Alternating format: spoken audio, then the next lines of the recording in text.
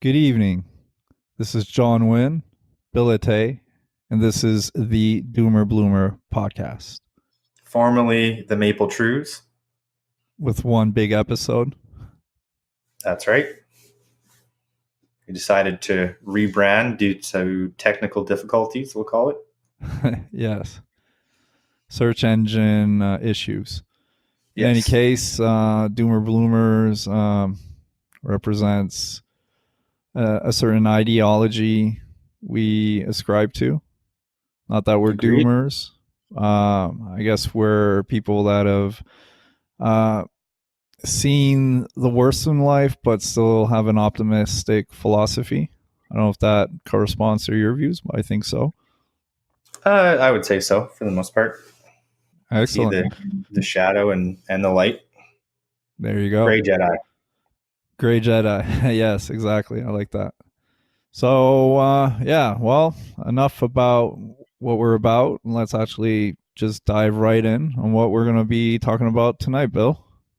Okay. In this episode of the Maple True, or the Doomer Bloomer podcast, we discuss... How dare you? How dare I? Sorry, it's... How dare you live in the past like that? We discuss, among other things, the rise of transgenderism, psychedelic drugs, and becoming black-pilled. I'm going to talk about potential for future transgender only Olympics. Mm-hmm. John is going to talk about what is red pill, blue pill, black pill, purple pill. I'm going to talk about psychedelic drugs and the John Hopkins study on psilocybin mushrooms for depression and anxiety. I'd added another topic in here because it kind of came up earlier, was transhumanism's otherkins and the potential of virtual reality. Oh yeah, I just saw you. I'm looking at it right now. I just saw that you added that to our program. Of course, health, wealth, happiness. We can get into that a little bit later. See how it ties in with the other subjects. It's pretty cool. John recently started Toastmasters, so he's going to talk about his experience with those guys. If we have time. Yeah. If we have time. Yeah. So, yeah, let's go. Let's start. You start off with whichever you want to start off with. Like, what's on your brain, Mr. Bill, ETE? So I don't know. I've been doing a lot of quote unquote trips lately for mental health reasons and just growth reasons. It's kind of been in the news lately a little bit. But for those of you who aren't familiar, John Hopkins has been doing studies on psilocybin mushrooms since 2006. And they're looking at the effects on neuroplasticity and treating treatment-resistant depression and also other anxiety disorders with psilocybin mushrooms, which are a known hallucinogen, but in low doses, they can also improve mood, and your sense of calm. Yeah, productivity, creativity, a host of different things. And they were previously listed as a Schedule 1 drug, and they're trying to get them used for medicinal purposes. They're trying to change the FDA, Federal Drug Agency's classification. Yeah, that's fairly significant, I think. And I think it's Denver, Colorado, or I just heard this Denver, yesterday. Colorado. Yeah, you're right. They just passed a bill legalizing. They just passed it, right? Or they're about to pass it. Decriminalizing psilocybin in Denver. So those of our listeners in Denver, go out and find your mushroom of choice, I guess. Yeah, well, it's Colorado. I'm sure they know about it already. Oh, yeah, right. They already legalized marijuana there first, didn't they? Yeah. Well, yeah, that's awesome. I mean, psychedelics have they have no purpose on as a Schedule 1. I mean, Schedule 1 means they're they're extremely dangerous and addictive and have no medical value. Yeah. Correct. Which is completely ludicrous. Just like I remember growing up in the 90s, that's what they said about weed. I don't think it was Schedule 1, but I mean, they said like every booklet I got from school or wherever, said that weed is bad and does. It's the gateway drug. Ooh. Yeah. This is your brain. This is your brain on drugs. Like fried fucking egg. I personally went through the DARE program, the Drugs Awareness Resistance Education program, twice. Yeah. Once in grade 5 and once in grade 8. Yeah. I mean, honestly, to be perfectly honest with you, alcohol has done a lot more damage than any of these other substances. Yeah, for sure. And if there's still people out there that believe that like weed and is bad, and it's not. I mean, it's not harmless. It has like some downsides, but you guys are completely off your fucking mind. Well, I would say, like, in terms of like weed, don't use it until after the age of 19, for sure, or even psychedelics for that matter. Yeah. Your brain is still forming. Yeah. And if you also have a predisposed condition, in like if your family has a history of mental health problems, it's also probably not a good idea. But if you're in a reasonable mental state and a good place in your life and you want to experiment, and you want to have an eye-opening or a mind-opening experience, it's definitely something you want to try at least once. And if it's not for you, find it's not for you, then it's not for you, right? Yeah, exactly. It doesn't mean like we're both into psychedelics, even though my consumption of it has been it's basically non-existent for the last couple of years of anything alcohol, weed, or anything else. But if there's, I would take a gram of shrooms or a couple grams of shrooms over a bottle of wine at this point, just because of the value it's added to my life. I'd like to add something to what you just said, though, because it is a fair warning to say to people, if you have like a pre-existing condition, not to use it, just because like in typical situations where people will be using these drugs or compounds, however you want to call them. Let's call them. It's compounds. Like a party set. It's a party setting, right? Yeah. And these are compounds that. Yeah, I would go ahead. I'm agreeing with you. I wouldn't do these in the company of other people. Maybe one sober trip sitter. Well, no, that's actually not the point I'm trying to make. It's because you said if you have like mental issues and all that, not to do it. I would say not to do it in a party setting if you have mental issues. If you have like a depression or anxieties, but you really want to use it as a tool to help you get out of it. Again, I'm not advocating, but I mean, this is what these compounds are being studied for at this point, right? I'll just say, like Terence McKenna said, like the set and setting is so crucial with these molecules that are completely revamping your brain, that as much as they can optimize your brain in the right circumstances, as much they can warp it in bad ways, right? It's a double-edged sword. If you're already coming to it with a lot of angry feelings or hate feelings about your life or where you're at in life or even another person, it'll amplify what you already bring to the experience. Exactly. I would add to, no matter what state of mind or mental issues you might have or not have, having a basic knowledge of meditation is highly recommended on my end, in any case. Yeah, I could agree with you there. Yeah. So I just wanted to add that.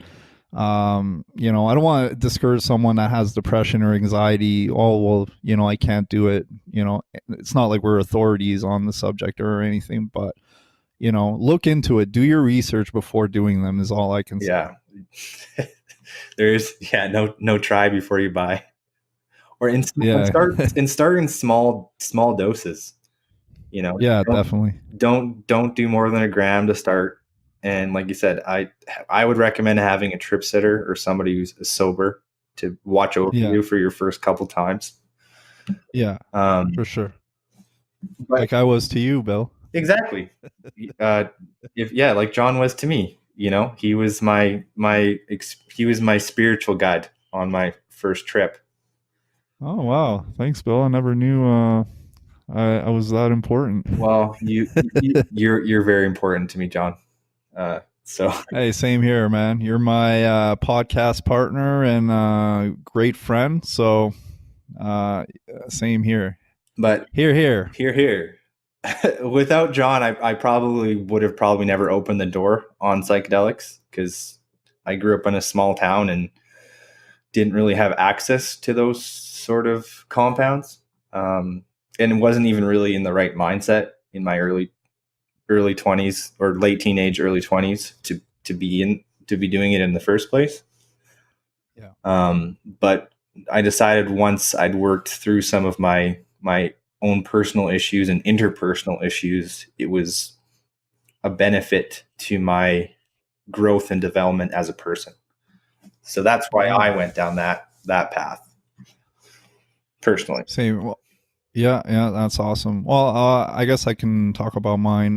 Mine was more in the beginning as a teenager. I did dabble quite a bit, and it was more in a party setting, and I had pretty much on every psychedelic when it comes to ecstasy, shrooms, and LSD were eye-opening experiences, really intense, pretty crazy. I had a couple bad trips, I'd say, but even in my worst frame of minds, I think they helped me. But I didn't know the true power of them until maybe 2015 is when I started.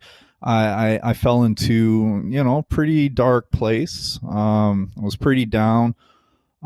You could say I was a doomer. I had fallen at the bottom of the doomer barrel, and my ideal self is not a doomer, but always expect myself to bloom into something better. And I was looking for a way. Was just scouring the internet to get over some of these inner demons that have been tormenting me for a long time. And I started getting information on iboga, and there was like shrooms and LSD, but I'd be like, oh no, I mean, those are drugs, party drugs. So, but then when I was researching like ayahuasca and iboga and all that, I'd see my feeds like more and more studies like John Hopkins and all that. Like, this is where you want to get to, saying like talking about all the neurological impacts it has on the brain, like creating new brain cells, and it can also in the brain. Go ahead, John. What? Yeah, reoptimize your brain cells, like hyperconnect and deconnect certain bad neural pathways in the brain, and then reconnecting them in a better way, optimized. So if you have like anxious thoughts and depressive thoughts and all that, well, there's a biological mirror to that condition that's happening in your brain. And by hyperconnecting your brain and then deconnecting certain, it creates a state of neuroplasticity that helps it. But that's the thing, like when you're in a neuroplastic state, when your brain is in a neuroplastic state, negative influences can also create a deep impact into it, right? So anyways, I by looking at all those studies, I realized how important it was, like for setting and all that. I finally got my hands on some shrooms. I mean, it was easier. I did this in Eastern Canada at the time. I wasn't out here out west. It was easier for me to get cocaine or even fentanyl than to get a few grams of shrooms. How crazy is that? Yeah. There's no money to be made by selling them. I mean, they're sold dirt cheap and they're non-addictive, right? So when I finally got them, there was really good shrooms, and I did a few grams, and I had one of the best experiences in my life. And it actually got me to, really change my life. Come here out west, BC, Alberta, and all that. And I mean, my life has upgraded exponentially since then. Without going into details of my own personal life, it's only been a tool. I mean, there's many other things and choices I've made, if such a thing exists, but definitely an important tool in the toolbox of upgrading one life for me personally. Absolutely. It's a good segue kind of here into exercise, health, and wealth as well, right? Hell yeah. Like I said, like John said, these are a tool, right? You use them as a tool, not necessarily as a, it can get you so far, but it's not the panacea that's going to fix everything, right? I like that. You have to do, yeah. Thanks. You have to do everything. You have to do the work too, right? You can't just sit back and be a passive observer. Yeah. And for myself, it's helped with me integrate a lot of past trauma that I've had in my life and be at peace with it and kind of move on and forgive for past interpersonal conflict. It also, like, if you're out in nature, it helps you to even appreciate the beauty of nature more. Oh, I know. I got goosebumps from you just saying that. Like the most beautiful sunset you've ever seen is just magnified that much more, or just the smell of the trees or the twitter of birds, or your senses are heightened to a point you wouldn't even imagine. Exactly. I know we're sounding soy as fuck right now, but it's the truth. That's the bloomer side of us coming out right now. Exactly. Can't be doomer all the time. Exactly. I totally agree. We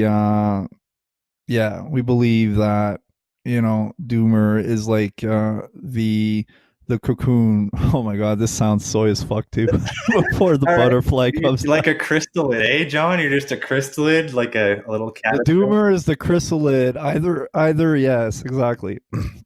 The doomer. If you stay a doomer, I guess you'll just die, and you'll be a chrysalid. You'll stay chrysalid, and you'll become a dead chrysalid. If not, you'll bloom into an iron butterfly. An iron butterfly, a steel butterfly. Yeah, I like that. Exactly. That's a good analogy. Yeah, exactly. Not a soy butterfly. A soy butterfly. Yeah, soy butterfly. Anyway.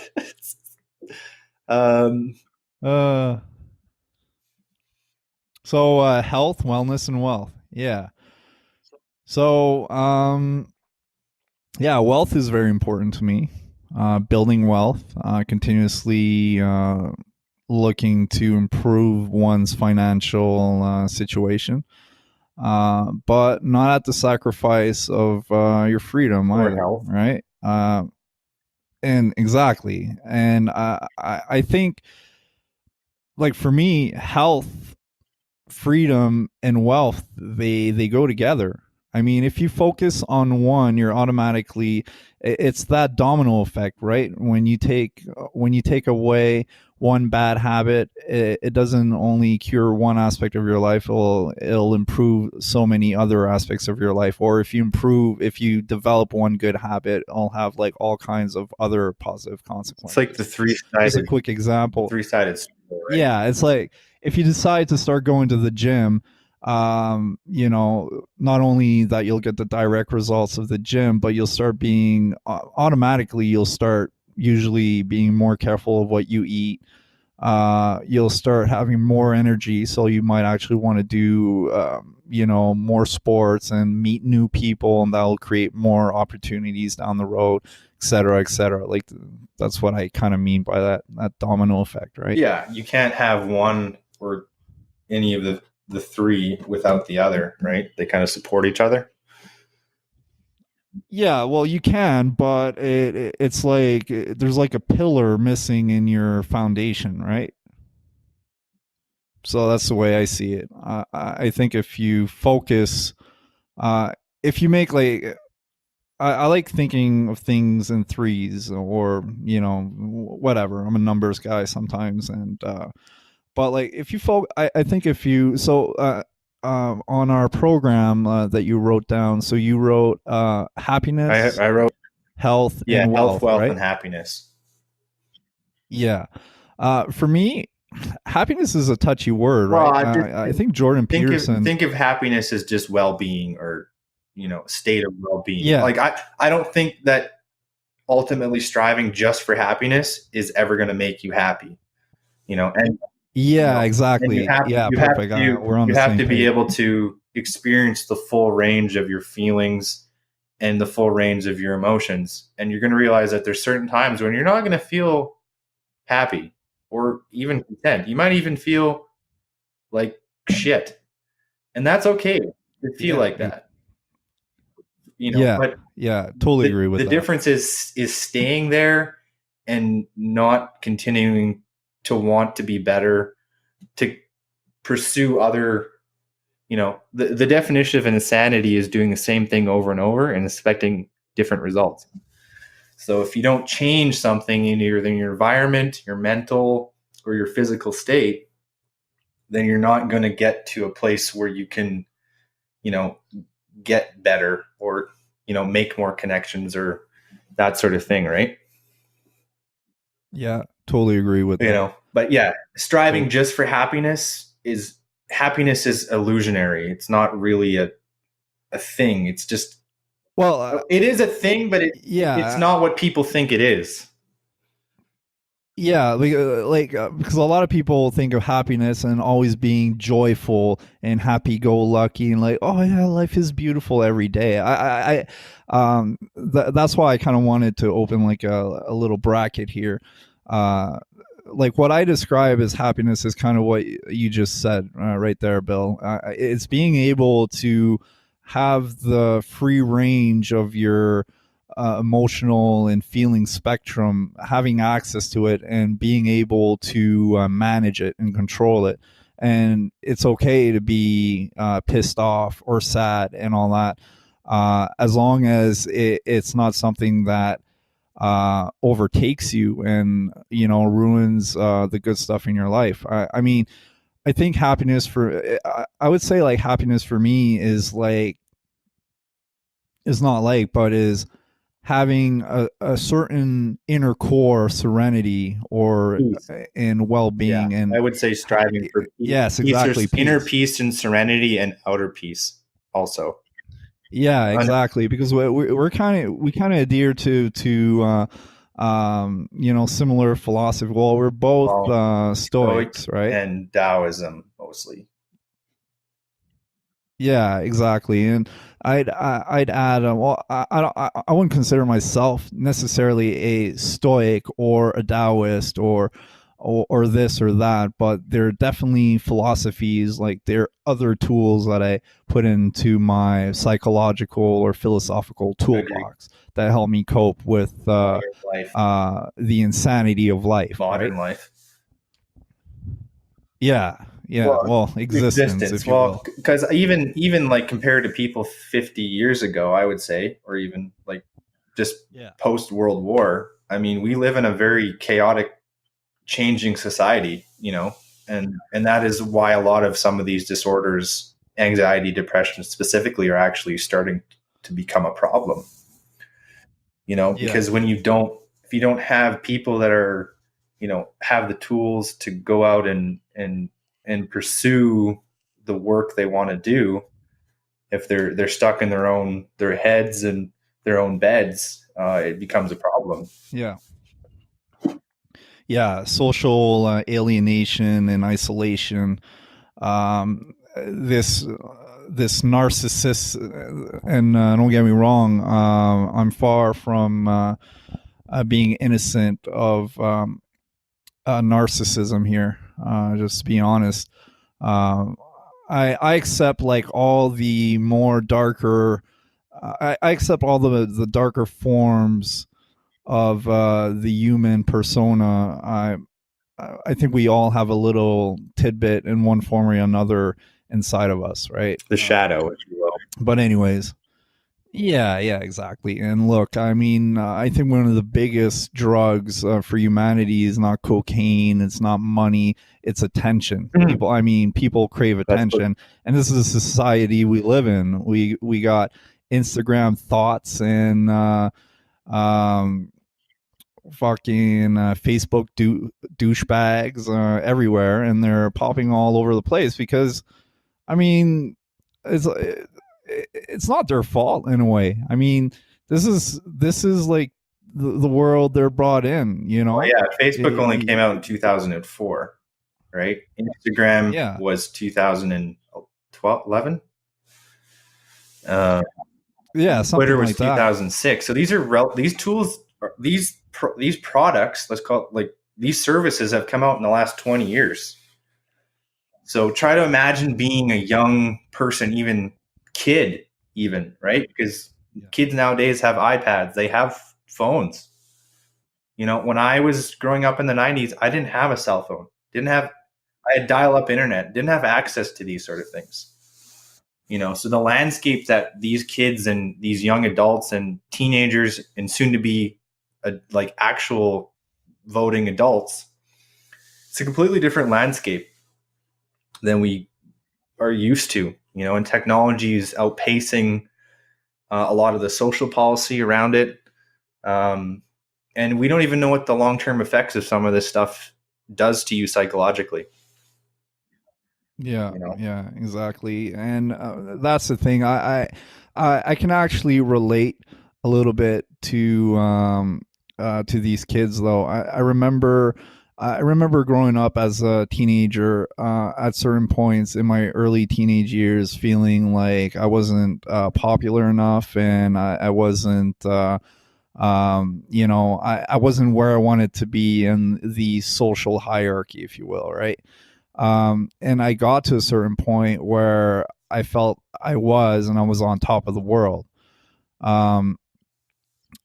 So and it became, and when I started having other personal, to the point where it became like almost the most, like, image and you know, reputation and all that became more important than your than almost anything else. It's an addiction, right? Having that sense of addiction belonging in itself, right? Yeah, and that's kind of where the point I was getting to. I can only imagine, and this was in the 90s, I can only imagine being that same 15, 16, 17, 18-year-old I was in the 90s, in early 2000s, growing up today with all like all this social media and all that. Yeah, where you're trying to score points with the opposite. Like, does my Instagram post have more likes, or does yours, or, you know, like, and trying, in my case, and, you know, probably most guys' case, the opposite sex. But hey, if you're into something else, well, you know, as long as you're not touching kids, well, feel free.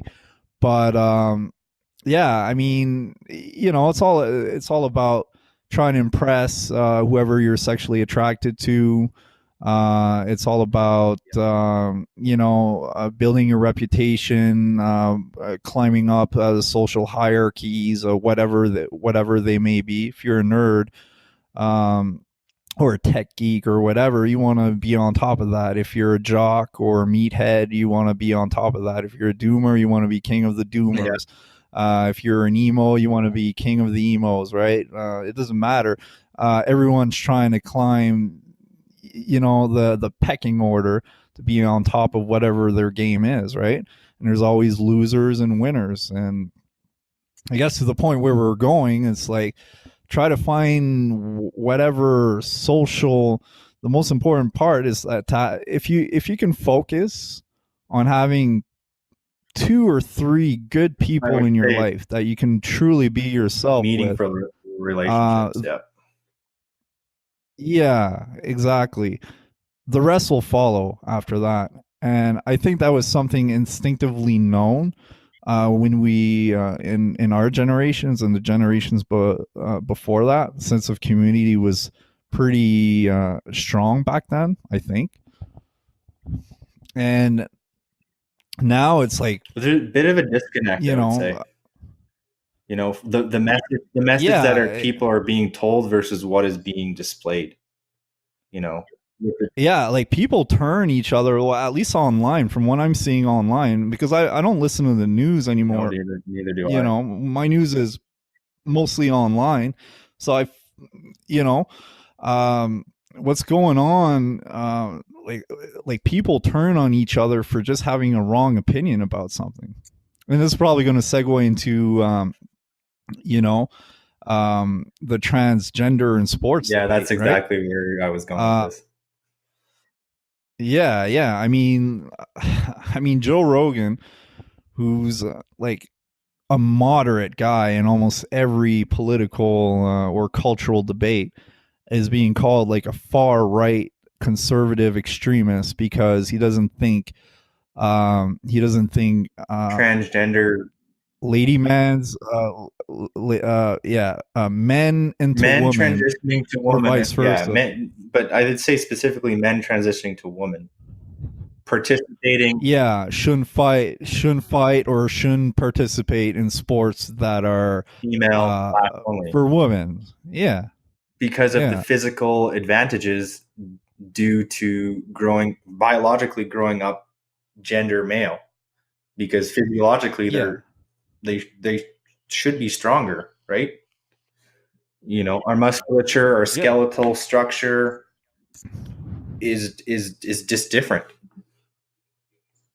And now, fortunately, a lot of far regressive leftists will disagree with that, but the truth, well, hopefully the truth is indestructible, and no matter how much you spit on it, I'm not saying that they shouldn't participate in sports. I just think it'd be better served if they had their own league or their own specific Olympics or arena where they participate. Like we were discussing, at this point, I actually want to see it. Yeah, I kind of do too, and I want to see more of it. I want to see everyone's fucking presuppositions or value system just disrupted. It's almost like a peaceful anarchy. I can just watch it, tune it out if I want to. I don't give a fuck. I mean, I'm not that big of a sports fan or whatever. If like women to men or men to woman transitioners or whatever want to do it and whatever, well, whatever, there'll be consequences to it. Meaning, like, if you guys want to be politically incorrect and you'll see some man to woman fucking UFC fighter, which has already happened, I think. This is what Rogan was talking about. Just fucking smashing women left, right, and center like it was nothing. Well, then, okay, so be it. Or these Australian feminists that want women to participate in rugby. Okay, it'll be fucking hilarious. Let them do it, but let them do it at this point. At first, I'd be like, hell no, man. Like, what the fuck? Are they crazy? But hey, I'd pay tickets. I'd pay money actually to see that now.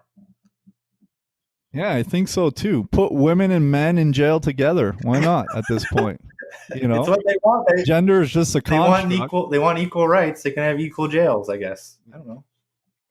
Yeah, I guess so, eh? Fuck. Man. I mean, I don't think it would be great, but if that's what they're leaning towards, then I wouldn't be opposed anymore. Yeah. Well, if I was a guy in jail, and women were allowed in, I'd be happy with that. I don't think the women would be happy. I think some of the women would be more butch than the guys, to be honest. Oh, some would try. Well, But I think a lot of hardcore feminists would develop their feminine side pretty damn quick with fucking. Yeah, no, it's true. I really think they would. Yeah, for real. I mean, you can act all tough like on Twitter and all that shit, but like when you're behind, everything's real when it's concrete and steel, and with a bunch of fucking psychopaths and sociopaths that don't give a fuck. They're just looking for prey. Be you man or woman. If you look weak and they can take advantage, that they got something you want, and they want to take it. And if you're weak, well, you're either going to bow down or get fucking smacked around, unless you have some tactic, be it mental or physical or social or whatever. I mean, that's how jail is, man. Well, that's from what I've heard from the movies and documentaries and shows. Agreed. Anyways, yeah. I mean, jail's no joke. To make it in jail is basically what you're coming at. Well, if you're not tough, then you're going to be a bitch. I think the movie's called Get Hard by Will Ferrell and Kevin Hart. Okay. Oh yeah, that's hilarious. So yeah, that's a true story, man. Based on a true story. Black man helping the white man out in jail. Yep. Yeah. True story. I don't know. I think we started off with topic. The book is way better. The book is way better than the movie. The book is better than the movie. Yeah. The book Get Hard. Okay. John obviously has a different bookshelf than the rest of us, but full of more magazines than the rest of us, probably. Yeah.